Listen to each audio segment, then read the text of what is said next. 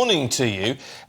What do you make of this, Georgia? I mean, the fact that the PM met some really influential and important tech people just a couple of days ago and is now launching into this. I mean, clearly this is something he's been feeling that he needs to address.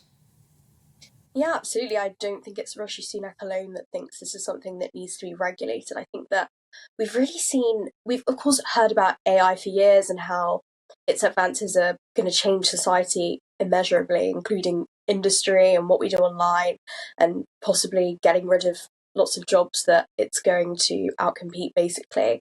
And I think that we've seen it grow immeasurably in the past year. You know, we have people regularly using chatbots, the Snapchat one in particular, and Ask AI has become a meme, but it's also something that has become an important work tool in lots of jobs. And I think that people are very sort of cautious about where this might go, given that it's grown so fast it seems like just within a few months. Of course, this is something that the experts have been working on for decades, but it's something that's, I think, only just sort of trickling down to normal people's consciousness. And I think that realistically, there does need to be regulation, because this is something that is, in many cases, imitating humans. And I think that that's something that always, in a sort of uncanny way, makes people suspicious. But I think for good reason, because this could be used malevolently. It could be, of course, used for good reasons, but it could also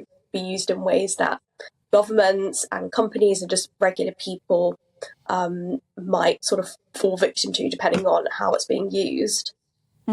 Georgia, how much we read into the fact that 2 days ago Rishi Sunak had this meeting with American tech bosses and literally straight after he's talking about working on an international treaty and potentially a global regulator as well. It would suggest that that meeting was very enlightening to the Prime Minister. Yeah, absolutely. This isn't something he's particularly talked about a lot previously, and I think that meeting probably was quite influential. It's interesting how it's taken this meeting, as you say, for him to at least publicly address this kind of regulation. I think it kind of speaks to the fact that even though many British people, British companies and British politicians have expressed their concerns about this previously, in a way, the UK in its current situation is quite beholden to global corporate interests, especially American ones. And I think that often we sort of underestimate how important that is, even just in our politics. Do we have to be careful that we don't tie ourselves in knots with this? Because for a lot of people, of course, they don't quite get AI or exactly what the real concerns of AI are.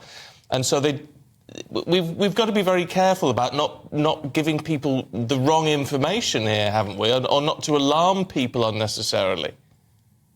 Yeah, absolutely. I think some kind of educational program would be useful. I think probably, hopefully, quite soon, but maybe in the next few years, we'll see this sort of enter curriculums in schools, and people will not just be learning about what AI is and what the risks and the benefits of course are of it. They'll probably be learning sort of how to create it and that kind of thing, especially at higher levels in universities.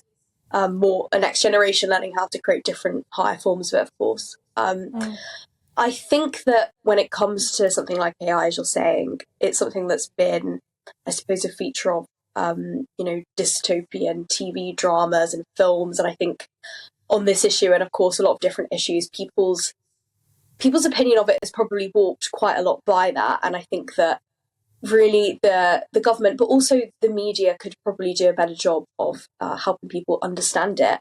But of course, you have the fact that it's such a fast-changing thing that people are never going to be able to understand every single aspect of it, especially as it's changing so fast. And there's so many different companies in the UK and elsewhere that are advancing it very, very quickly.